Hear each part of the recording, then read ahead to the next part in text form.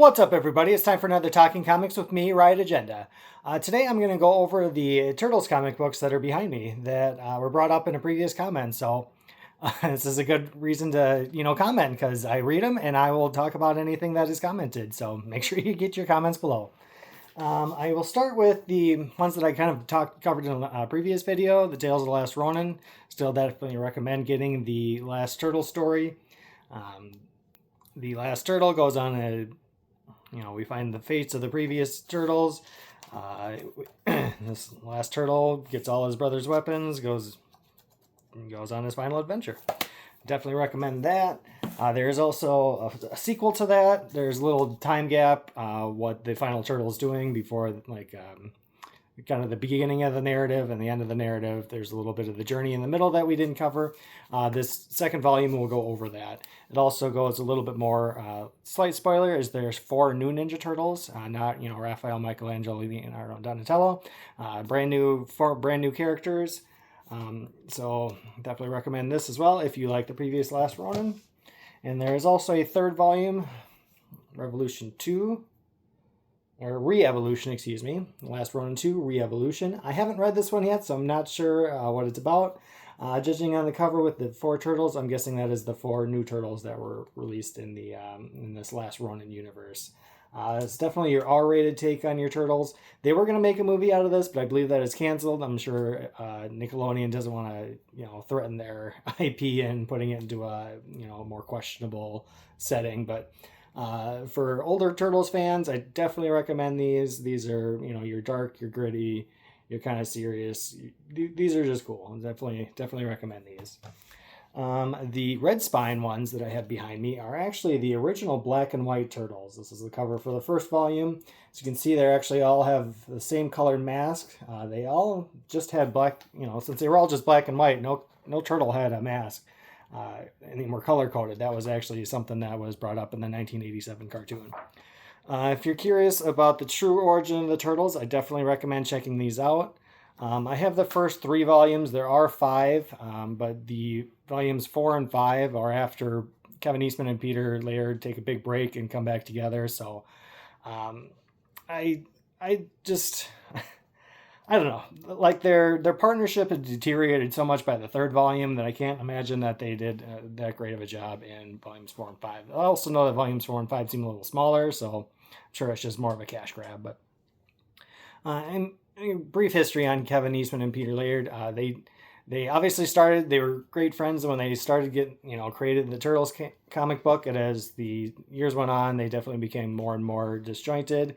They don't hate each other, as some other documentaries about the Turtles have mentioned. It's just that they had such completely different styles. So Kevin Eastman is your serious, your gritty. Your Casey Jones, your Raphael, he's the characters he identifies with. Your back alley fights, your grim and gritty stuff. Where Peter Laird was the opposite. He's your Mausers, he's your Krang, your Triceratons dinosaur. So he liked the sci-fi. Obviously the blend of the styles is what is so cool, what makes the Turtles so unique and interesting, and still relevant today. They just had a movie in 2023, which is arguably the best Turtle movie, Mutant Mayhem. If you have Paramount Plus, I recommend watching that immediately, as soon as you get done with this video even.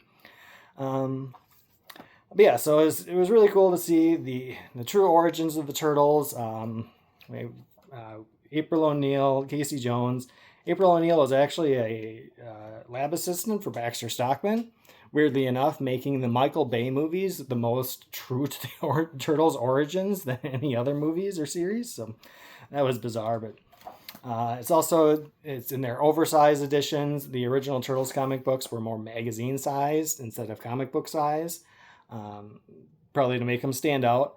And these old comic books are also fun because they're all like really big. They're all like 40-page adventures, where your average comic book is 22 pages. So each one feels like a big, something substantial happens. The other cool thing about these original black and white collections is they have a lot of annotations by the original creators. So usually they have a little blurb or a slight essay about each comic book, and then they will do annotations. So, like page 1 to 5, this is, where we got the inspiration. This was made me think about that. So it's cool to not only get, the original stories, but a lot of the backstories from the original creators, why they did certain things, what they liked, what they didn't like. Talks about the deteriorating relationships. So, I mean, if you're a Turtles fan, I definitely can't recommend these enough. Like, it is cool to see the full origins. The DNA that is taken through every Turtles has come from here in some way, shape, or form. April O'Neil's second time around antique shop. Volume 2 is like shot for shot from the movie where, the Foot Clan attack her there, destroy the place. They leave in the van to go to her cabin in Northampton, Massachusetts. I mean, all this stuff that is in almost every iteration of the Turtles, starts from these few volumes. So I definitely recommend those as well. And then I will talk about these other ones. I got some more up here. These are the current iteration of the Turtles by IDW. This is your current continuity. If you're going to pick up a comic book that's in shops today, these will be what you got. I like your Shredder that I talked about previously. This is your ongoing Turtles from the continuity that I just showed. They also have a fun little Saturday Morning Adventures Turtles series. That's, the story in this art style. These comic books are a continuation of essentially the 1987 cartoon series. I have a few of those. These are definitely more fun than your serious, and those other comic books I showed you were a little bit more on the serious side. But those are the 3 comic books being created right now that you can get off shelves at a comic book store.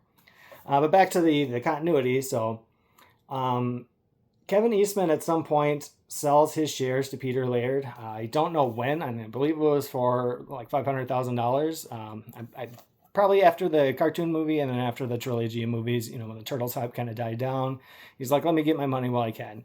Peter Laird then made some more Turtles comic books until 2009 when he ends up selling the rights to Nickelodeon for honestly millions of dollars.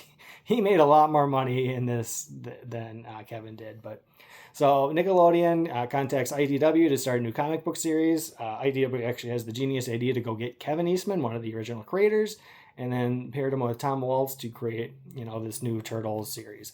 This really restarts it. I mean, the first issue is a brand new continuity. It adds some characters to the Turtles' origin. Old Hob is a cat who was there when the ooze hit the Turtles and Splinter. April, again, is a lab assistant, not a reporter. So the reporter is all from the cartoon. She is more of a lab assistant. She was watched over the Turtles in their containers. Again, Michael Bay is the more accurate of the movies for the origins, which is crazy. But so the other nice thing about these volumes is it has every single issue, tie-in, mini-series, crossover, and it puts them in chronological order. So it's not just issues 1 through 12, and then, your crossovers and your mini-series. It's the first 4 issues, then a short story, issue 5, your Raphael one-shot, your Michelangelo one-shot, issue 6, Donatello, issue 7, 8, Leonardo, 9, 10, Splinter, 11, 12. So I've read the first 5 volumes of these. I've got a handful more. I'm really enjoying getting through these. And this is the continuity that these comic books that I showed earlier. These are the ones that they follow. That's kind of the 3 main universes of the Turtles right now. You got your Last Ronin, your future storyline. You got your original black and white ones, and then you got your continuity that's going right now. I suppose 4 if you want to count the Saturday Morning Adventures. So I really love Turtles. People have been talking about Turtles. They ask me about Turtles. They ask me about comic books because I'm not sure people know that there's still Turtles comic books going on.